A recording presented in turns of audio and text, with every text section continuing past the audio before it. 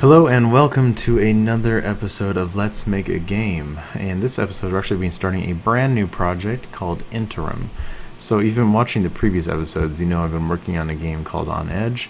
I'm kind of taking a break from that, putting it on the back burner because it became pretty art heavy. I'm in a lot of modeling and animation stuff that has to be done, and I've been kind of burnt out on it. So I wanted to shift to a project that I've been wanting to do for a long time, and I just became recently inspired to do it again by I was watching a video of the new Faster Than Light game that's coming out at the end of this week, actually, and it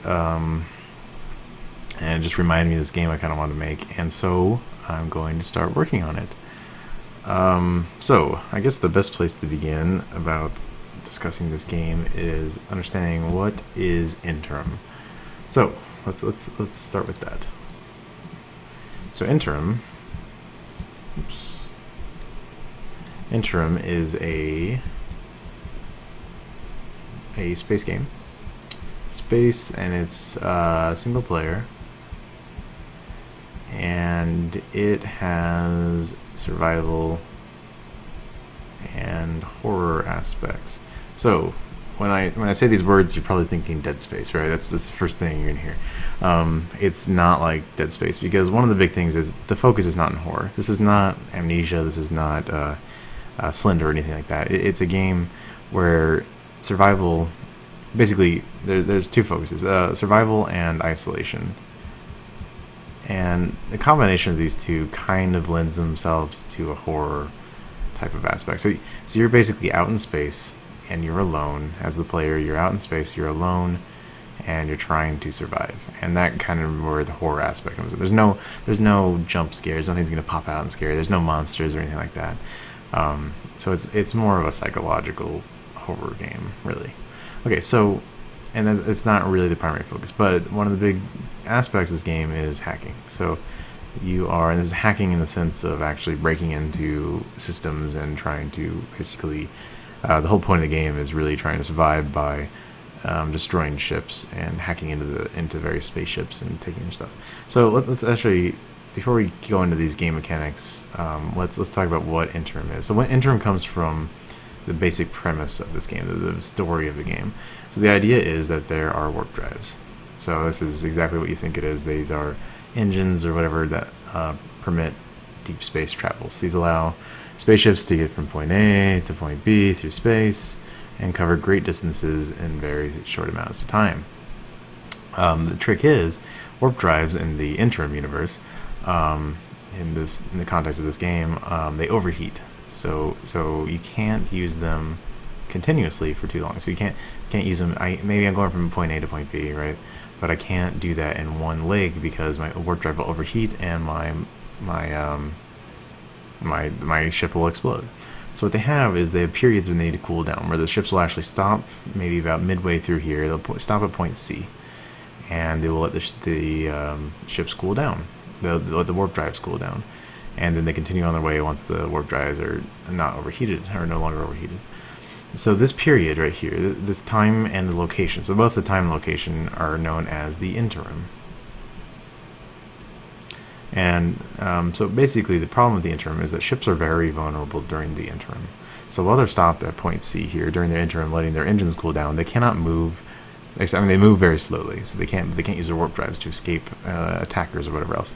So what happens is, throughout the common highways of the universe, so maybe there's a point D down here, whatever, and as ships are traveling through space, they tend to travel in the same channels, the same kind of, sort of like highways, basically through space, where ships tend to go. And what happens is,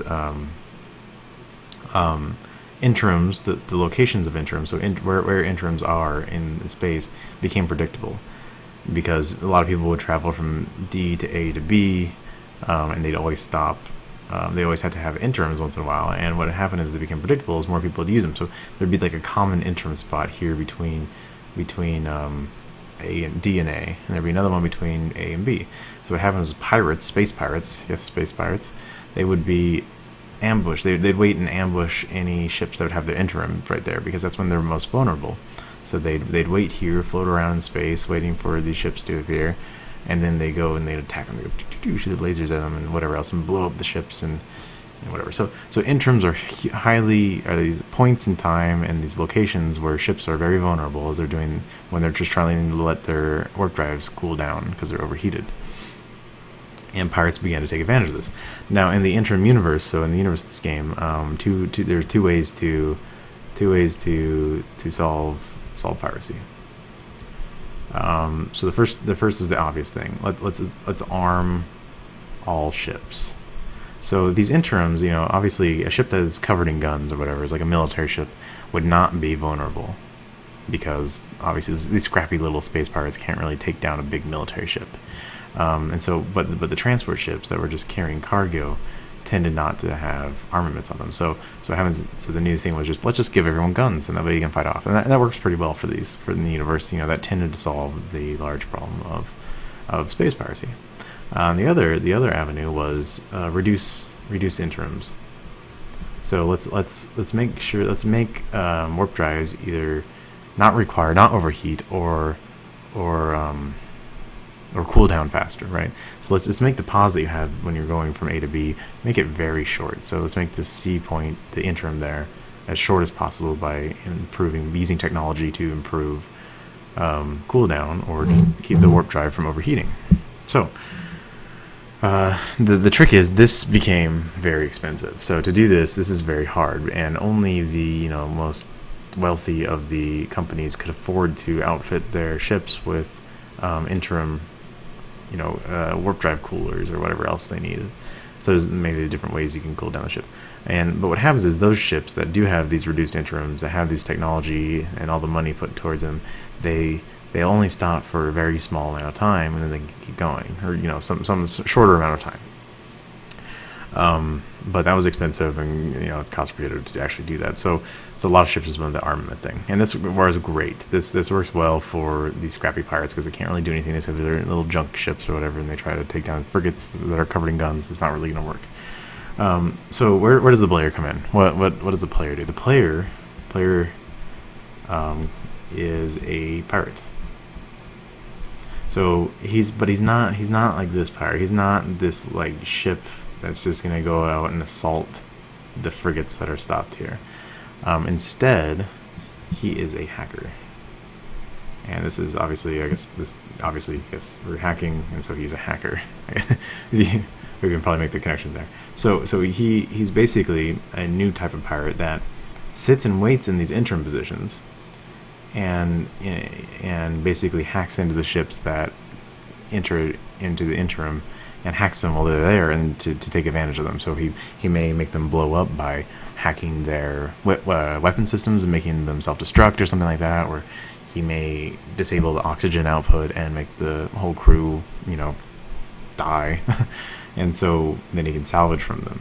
So the player is a pirate, a hacker pirate, a space hacker pirate. I think that's probably pretty good. So if that doesn't get you excited, then I don't know what does. So that that's pretty good. Anyway, so he's gonna and so the whole story is, in this game you don't own a ship. You're a player, and I hope this doesn't deter people from playing this game. You don't own a ship at all. You will, in this game, you technically don't ever go into a ship. But what you do have, and I think this will make up for it, is you have an asteroid base, which is awesome. So you have a little tiny asteroid base with some antenna on top, and here's the asteroid, whatever else with like craters on it. And basically you have this little outpost on an asteroid, and this asteroid is located in a known interim position. So this little region could be the interims. Ships are gonna fly in here and stop and whatever else, and then they will go and then you'll hack them. Use his little Wi-Fi connection and hacks them. That's the basic idea of this game. So and if I'm not selling you on this enough, this asteroid base is not really a base. It's an outpost. In fact, it's not even an outpost. It's a room. You own a room on an asteroid, and in that room you have a computer, and with the computer you can hack ships. So So this is where the feeling of isolation and the kind of horror aspects come in. Basically, you're trapped on this. Not really trapped. I'll get more into the story in a later episode once I revise it some more. But basically, you are in this outpost, and you are alone, and you are just trying to survive by hacking ships. And basically, the point is, what you're going to do. Let's just go through a little scenario here. So a ship pulls up during its interim. It's cooling off, and it doesn't know you're here. You're kind of shrouded in this asteroid. No one knows about you. But what happens is in the story, basically reports have spread that someone out there has been able to take advantage of military ships, so large, complex machines, that are heavily armed, that normal space pirates couldn't be able to take care of, or couldn't really, pirate and hijack.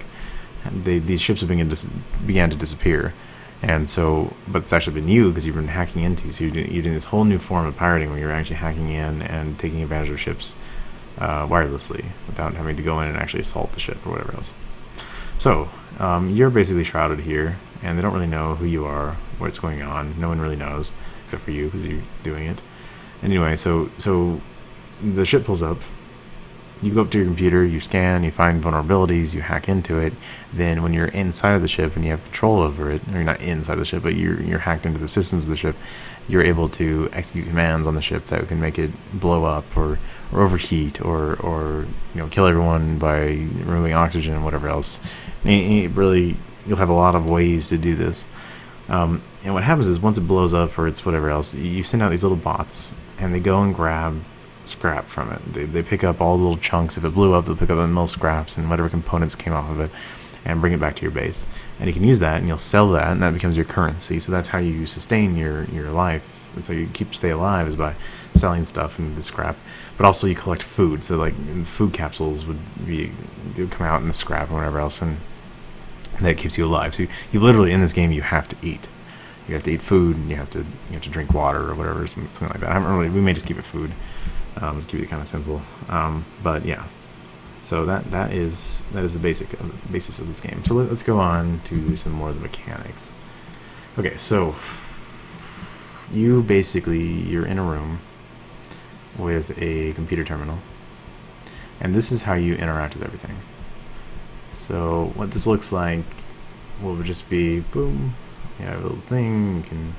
You have a keyboard down here with all the keys on it and whatever else, and then there'll be some writing, and then you type in commands, and you basically take advantage of this. If you ever play the game Uplink, which is a fake hacking game, it's like that in this sense. When you're accessing the computer, it's like that, except you're actually in a three-dimensional environment. This is you can look out the window, and you can literally see there's the ship I'm hacking into floating around out here. It has big thrusters on it, and I think this will be the final art for the game. It'll look like this. Anyway, so you're in this, and basically you're hacking into this ship, and you can watch it, and it'll explode into pieces and whatever else, as long as you hack into it properly and do whatever else. So this is the idea. This is where most of your time is spent, is here.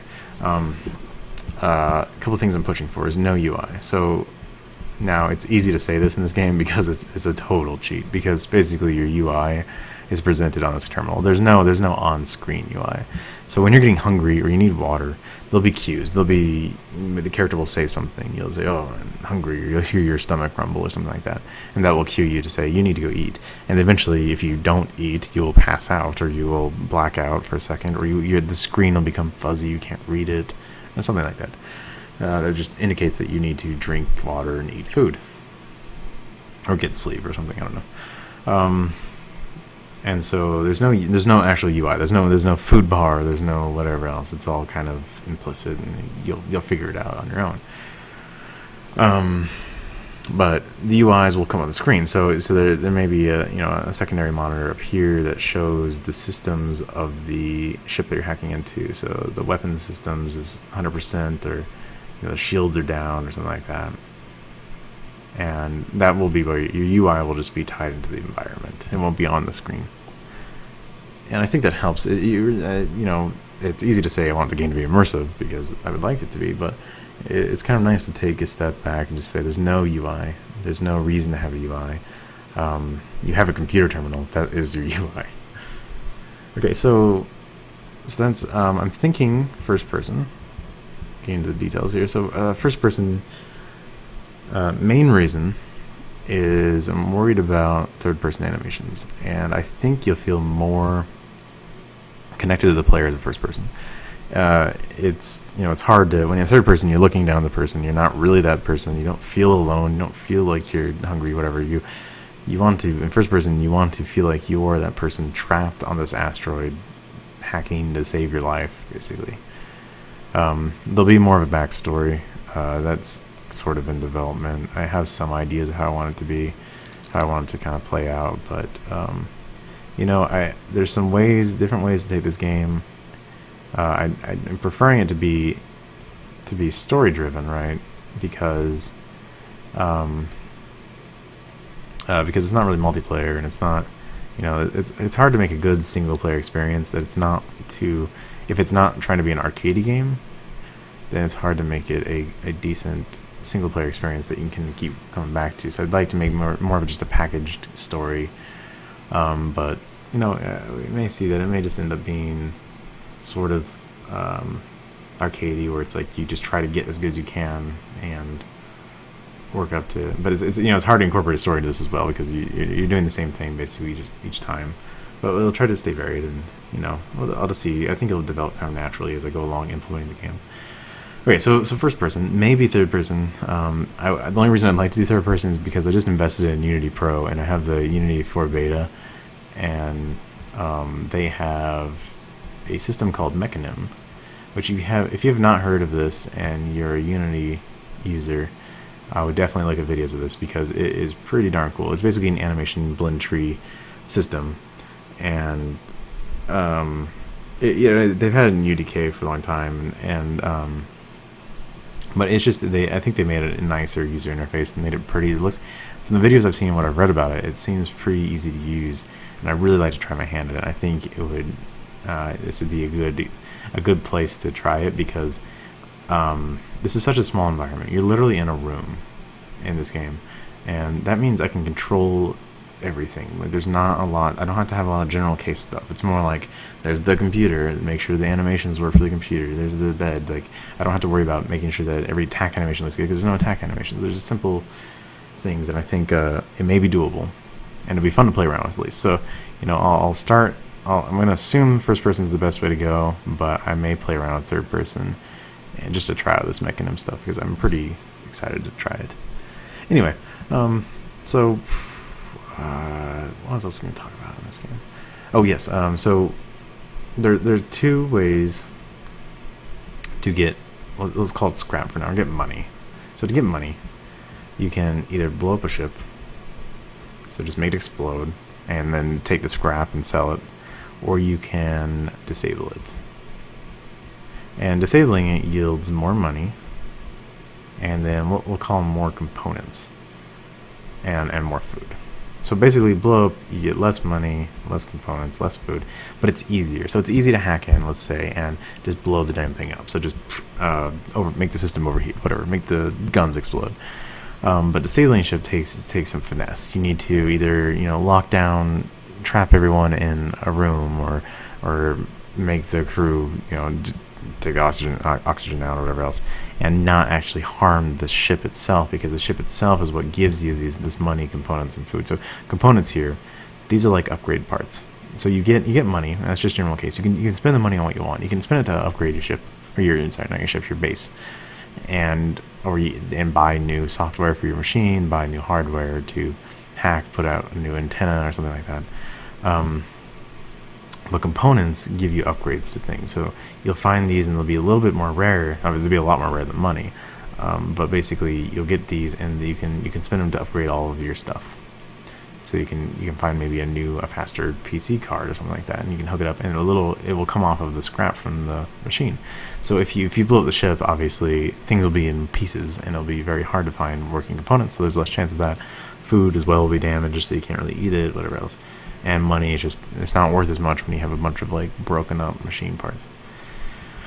Anyway, so these are the two ways. But disabling, since it gives you such better benefits, it should also be harder to do. So this will take more time. You'll have to put more effort into actually disabling the ship. You'll find the ships will be hopefully fairly there'll be some. Every time you have a new ship that appears in the interim, is on this interim, and you can hack into it, you'll have a set of options. There's always multiple paths you can take to actually hack the ship, but the disabling will be the harder course, right?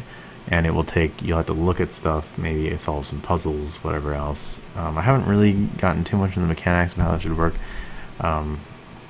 But I feel like there's a lot of flexibility here. There's a lot we can do to make it fun, and I'm pretty excited to get into that kind of stuff. That's where the real meat of the game is. And but the blow up stuff will be kind of the basic way. It's like, oh, you always know how to blow up a ship. Just go do it. You can do it if you just need water. You need a little bit of water because you're about to die.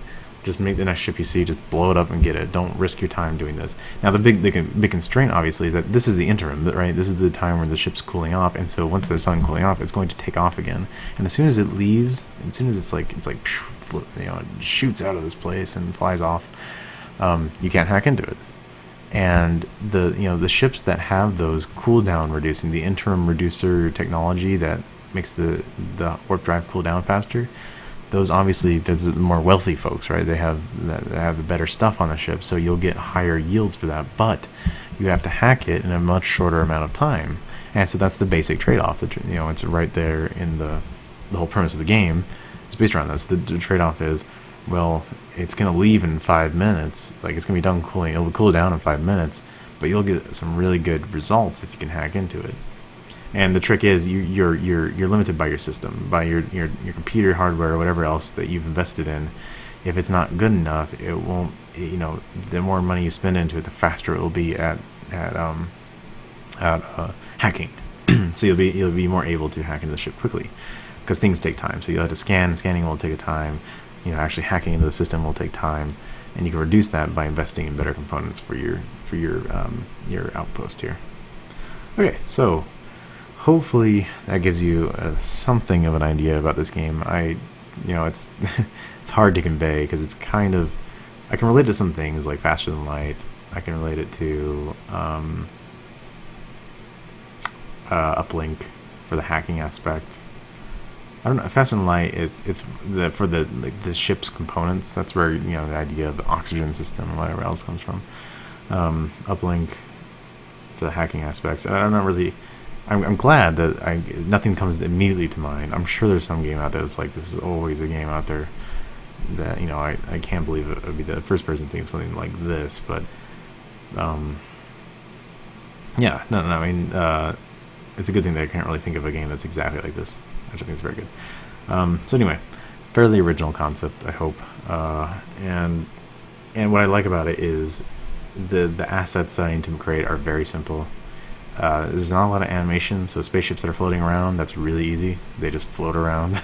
There's no like a bunch of complex character animations, whatever else. If I go to the mechanism route, obviously that will change. I'll have to animate the character, but it's still a limited set. Environments, very simple. We're in a room. There'll be a bed and whatever else. And so I'm glad that it seems like it has a lot of potential, and the fun is going to be in implementing this thing, the computer, which is great because that I could program, so that's good. That'll be something fun to actually implement, and so I feel like it's a project that'll be very fun to work on, and at least very approachable. Okay, so let me actually show you this weekend. When I was fleshing out the idea some more, I decided just to whip up a kind of a concept video, just because I feel like I couldn't explain it too well. So let's just jump right into that. Okay. So this is just a concept I made this weekend for Interim. And so what we see here is, obviously this is not final. This is just, I will be scrapping all of this before I begin work. And again, this is all made in Unity. This is Unity 4.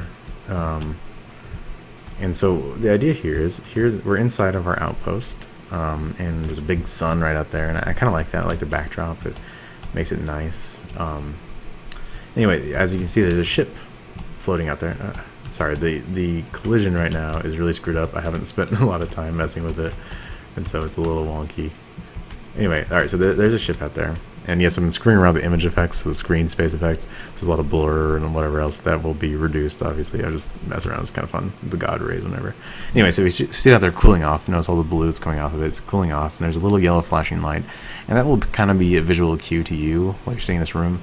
it kind of shows the status of the ship. There'll be some sort of light system on the ship that will show, like there'll be like a grid of lights on the ship that will turn red maybe if it's under attack or something like that. Anyway, so over here, there's a little square on the wall, and this will be a computer. Now, obviously, this is very early. This is not real, but it's just a square right now, but this will be an actual computer station. It says press E to activate computer, press E, boom. Pops up with a screen in which I will type exit because I cannot see the whole thing. So I can type exit to leave the terminal. And stupid collision is really bad. Okay, there we go. I want to see the screen and the ship. Okay, so I press E, and in here I can type various things. So if I run the program scan by typing in scan. It says scanning for ships, and it said it found one ship, KSL 102. So that must be the call sign of the ship out there.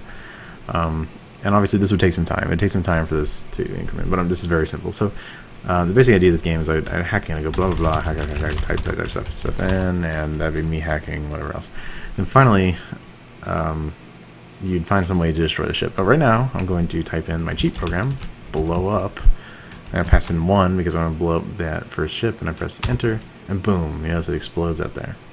And so at this point in the game, there'd be a bunch of scrap where that ship just exploded, and little bots would fly out and grab the scrap and bring it back into the ship. And what I was thinking of, or back into the space, and also, so to exit, you have to exit because you can't move unless you exit from the computer. What I wanted to do actually is to have the scrap actually come into the building, and so you can poke it through. It's not just like, it's not like the bots go out and collect the scrap and then come back and all of a sudden on your screen it just says plus $2 or whatever, however much you got from it. Instead, I want you to actually pick through the scrap. You can look at the scrap. It'll drop in here. It'll have physics on it. You can throw it into an incinerator and actually get the money for it, or you can and you can see components on it, rip the components off, whatever else. And you can dig through it all. So I want I want you to feel connected to the game. I don't want it to feel like, oh, I'm just, there's numbers increasing because I blew up a ship. But there goes my money. It's up more, whatever. Anyway, so that's the basic idea. And we'll see how that works. That may just be completely bogus and maybe just a waste of time. And instead, we'll go the more, the gamey route. But it won't be clear until I really get into this game, get a lot of the work done on it. Anyway, so this is just a little example of how everything works, and hopefully it seems cool. So Interim, I think you spell it right. Interim. And so basically there's plenty of work to do. I haven't started it yet. This is all just concept-based, kind of proof of concept. I wanted to do a few things here. I was trying to accomplish, first of all, kind of get an idea of the graphics. I wanted to see if it would look, I think I want to approach this with pretty nice. I want to make it look nice and realistic. I think space games benefit from that because there's so few things to see in space, right? There's a giant sun out there and stars like billions of miles away, but so whatever you can see, it may as well look good. So I think it'd be disservice to players if I went with like a cartoony kind of feel to it, because it's kind of nice to have like a high fidelity graphics at this point. So I wanted to first of all see if that was possible with with my own abilities, and I think it'll be okay. I think I'll be able to model if I spend enough time into it. There's not too much to model really, besides a lot of cool spaceships. That's fun stuff. That'll be good. And the other thing I wanted to try was actually getting this computer concept down, because I was really worried about Unity. I knew one of their the big concern I had was their GUI system was horrible. Like, it's just not known. They're rewriting it, and apparently they've been rewriting it quite a few times for Unity 4 to make it something worthwhile. And so I was very, very much concerned about that, because that's a huge limiting factor, because so much of the game is spent programming or typing into this computer that you don't get, it needs to be natural and look good and be, reasonable. Luckily, there's a great product out there. I'm not selling it because I'm not affiliated with them, but it's called NGUI for next gen GUI or next GUI, whatever. And basically does everything you'd like the Unity built-in GUI system to do, and it does it for you, and it's really great. And so this computer terminal is actually implemented in NGUI, and there's just there's an input GUI type, UI element, and there's labels, and there's a text list, and so it all works really well. I can just type stuff in, or whatever else. And it works really well. I can do render to texture and just apply it to an object, just like I'm doing here, and it makes it look cool. So Basically, I proved everything that I wanted to do. I understand how I'm going to go about doing everything, and now it comes down to design. So that will be our next episode. I'll be talking about how I'm going to structure the code, basically, and maybe doing some modeling on the base itself. All right, thank you for watching. I hope you enjoyed it. If you have any comments or questions or suggestions or whatever else, please feel free to post it on the YouTube page or in the video comments below. And yeah, thank you for watching. I hope you keep on watching new ones. I don't know. All right.